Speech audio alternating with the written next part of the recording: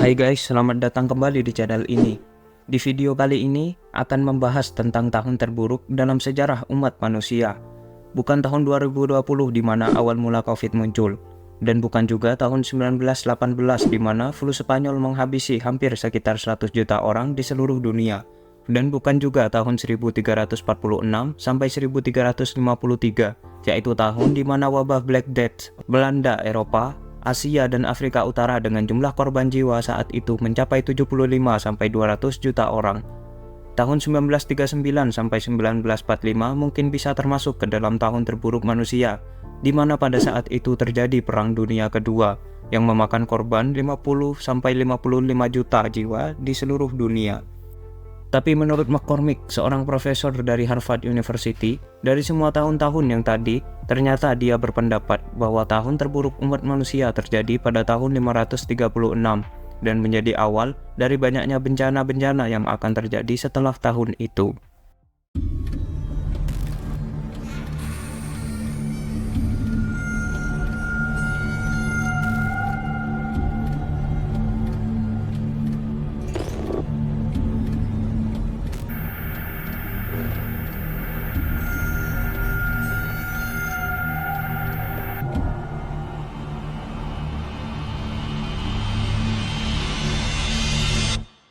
Tahun 536, tahun yang disebut tahun terburuk dalam sejarah umat manusia oleh Profesor McCormick, seorang profesor dari Harvard University.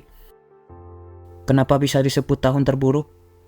Penyebabnya karena di tahun itu terdapat beberapa wilayah di bumi tertutup oleh awan yang tebal atau kabut yang tebal, sehingga sinar matahari tidak bisa masuk sampai ke tanah dan menyebabkan sinar matahari menjadi sangat redup dengan suasana dingin yang mencekam.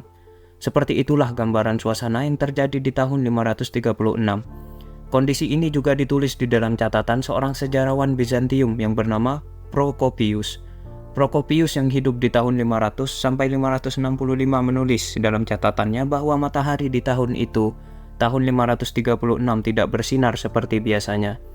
Cahaya mataharinya redup seperti bulan sepanjang tahun, dan sinarnya tidak seperti matahari di tahun-tahun sebelumnya.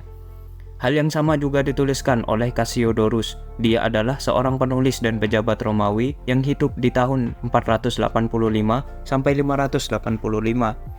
Dia juga menuliskan jika matahari di tahun itu cahayanya tampak kebiruan dan sangat redup, sampai-sampai jika orang-orang keluar di siang hari, mereka itu hampir tidak terlihat jelas bayangannya. Ada juga catatan dari Michael de Syrian yang merupakan seorang penulis gereja ortodoks Suriah, yang mengatakan kalau di tahun itu matahari memang sangatlah gelap dan kegelapannya itu bertahan sampai 18 bulan dan tiap hari matahari hanya sempat bersinar selama kurang lebih 4 jam. Itu pun sinarnya yang redup. Dan dari catatan-catatan itu bisa disimpulkan kalau memang ada sesuatu yang menutupi langit, entah itu kabut atau yang lain, yang membuat sinar matahari jadi redup dan samar-samar. Nah, kondisi matahari yang samar-samar itu ternyata dampaknya sangat besar bagi kehidupan manusia di bumi pada tahun 536 dan tahun-tahun setelahnya. Karena sinar matahari tidak optimal diserap oleh bumi, maka terjadilah penurunan suhu di berbagai wilayah di bumi. Pada musim panas tahun 536 terjadi penurunan suhu sekitar 2,5 derajat Celcius dan menjadi periode terdingin selama 2300 tahun terakhir. Bahkan di China, sampai turun salju pada bulan Agustus, padahal jika kita searching di Google, periode musim panas di Cina itu terjadi pada bulan Juli sampai Agustus. Tapi periode musim panasnya pada tahun tersebut malah turun salju. Suhu yang dingin itu katanya juga menginspirasi legenda Fimbulwinter. Jika kalian belum tahu, Fimbulwinter adalah istilah dalam mitologi Nordik yang menggambarkan periode musim dingin yang sangat panjang di dunia sebelum terjadinya kiamat atau Ragnarok. Menurut Bo Gräslund, seorang profesor di Universitas Uppsala, Swedia, mitos tentang Fimbulwinter di dalam mitologi Nordik ini kemungkinan terinspirasi dari kejadian di tahun 536, di mana pada saat itu wilayah Nordik atau Skandinavia mengalami perubahan suhu secara drastis dan mengakibatkan tidak adanya musim panas selama beberapa waktu dan musim dingin yang menjadi sangat dingin. Walaupun mitologi Nordik sudah ada jauh sebelum tahun 536, Tapi kita masih belum tahu apakah Fimbulwinter ini ditambahkan dalam kisah mitologi setelah kejadian itu, atau kisahnya memang sudah ada sejak zaman dahulu. Tapi kalau memang kisahnya sudah ada sebelum itu, berarti tahun 536 itu mungkin saja Fimbulwinter, dan tidak lama lagi kita akan masuk ke periode Ragnarok. Nah, sinar matahari yang redup ini juga pasti berpengaruh dengan pertanian. Kita semua tahu jika tumbuhan itu pasti butuh cahaya matahari untuk menjalankan proses fotosintesis dan segala macam. Tanpa sinar matahari yang cukup, tanaman bakal mati atau gagal tumbuh. Memang tidak semua tanaman, tapi kebanyakan tanaman seperti itu. Mungkin jika saya salah di sini, tolong dikoreksi ya.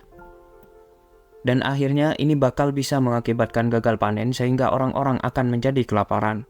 Di dalam catatan sejarah Irlandia atau Irish Annals, di situ dijelaskan bahwa terjadi kegagalan panen gandum di tahun 536 yang akibatnya mereka tidak bisa membuat roti gandum. Padahal roti adalah sumber utama makanan mereka. Ini berlangsung selama tahun 536 sampai 539 atau sekitar 3 tahun. Tidak hanya di Irlandia, ini juga terjadi di Denmark, Estonia, dan beberapa daerah Skandinavia lainnya. Cassiodorus, seorang pejabat Romawi, juga mencatat bahwa terjadinya gagal panen di tahun itu menyebabkan buah apel yang menjadi keras serta anggur yang menjadi asam. Terganggunya hasil pertanian tadi otomatis membuat beberapa wilayah mengalami bencana kelaparan yang mengerikan.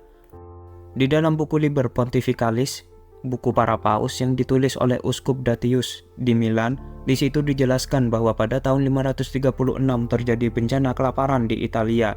Bahkan saking ekstrimnya bencana kelaparan itu, para wanita di daerah Liguria sampai terpaksa memakan anak mereka sendiri. Mereka terpaksa melakukan aksi kanibalisme itu untuk bertahan hidup, tapi pada waktu itu kebetulan prajurit Romawi sedang menginvasi Italia, jadi belum diketahui pasti apakah bencana kelaparan itu diakibatkan oleh kabut asap misterius atau akibat dari prajurit Romawi yang memblokade wilayah itu, atau mungkin bisa jadi karena keduanya. Bencana kelaparan ini bahkan sampai ke Jepang. Di tahun 536 yang dijelaskan dalam buku Chronicle of Japan edisi 1896, di mana dijelaskan hampir sebagian besar wilayah di Eropa, Amerika, dan Asia mengalami kekeringan dan bencana kelaparan. Penderitaan orang zaman dulu ternyata tidak hanya sampai situ. Beberapa tahun kemudian, tepatnya pada tahun 541, sebuah wabah penyakit menyebar luas di Eropa. Wabah itu dikenal dengan nama wabah Justinian atau Justinian Plague. Wabah itu katanya muncul karena ada hubungannya dengan tahun 536, di mana tadi sudah dijelaskan kalau di tahun 536 sinar matahari terhalangi oleh kabut atau asap yang membuat suhu di bumi menurun secara drastis. Lingkungan yang kering dan dingin itu menjadi tempat yang ideal untuk penyakit dan virus berkembang biak. Makanya wabah Justinian atau wabah pes ini berkembang sangat cepat, yang awalnya menyerang Kekaisaran Bizantium dan kota-kota di pelabuhan Mediterania. Wabah pes ini awalnya berasal dari Afrika Utara yang kemudian masuk ke Konstantinopel lewat kapal-kapal yang membawa macam-macam barang seperti minyak, gading gajah, beras, dan lain-lain. Dari situ penyakit ini kemudian menyebar dan menjadi wabah. Orang-orang yang terkena penyakit ini biasanya mengalami demam, mual, nyeri di bagian dada, batuk berdarah, sesak nafas, dan nyeri otot.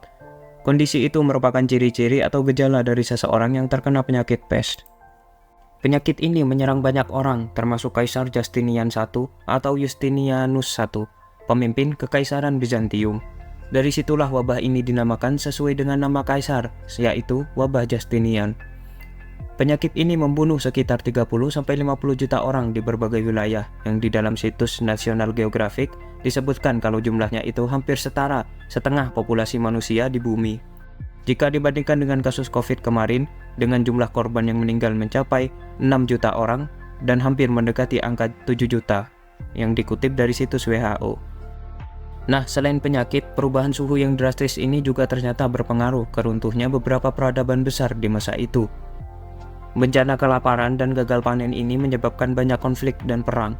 Masyarakat yang wilayahnya terkena dampak ini kemudian memutuskan untuk migrasi ke wilayah-wilayah baru, dan proses migrasi ini sangat sering mengakibatkan konflik ataupun perang. Suku-suku yang ada di Jerman dan Skandinavia seperti Franks atau Burgundi kemudian menyerang dan menghancurkan Kekaisaran Romawi Barat. Kekaisaran Sasanian di Persia juga runtuh akibat serangan orang-orang yang berasal dari daratan stepa Mongolia dan juga wabah penyakit Justinian. Lalu Kekaisaran Gupta di India, peradaban Mochica di Peru, dan Teotihuacan di Meksiko juga runtuh akibat adanya efek dari kekeringan, penyakit, dan gagal panen di tahun 536. Tapi perlu diingat, itu merupakan hipotesis atau teori dari para sejarawan. Masih banyak faktor yang mempengaruhi kenapa peradaban-peradaban itu bisa runtuh, dan salah satu alasannya mungkin karena kejadian di tahun 536.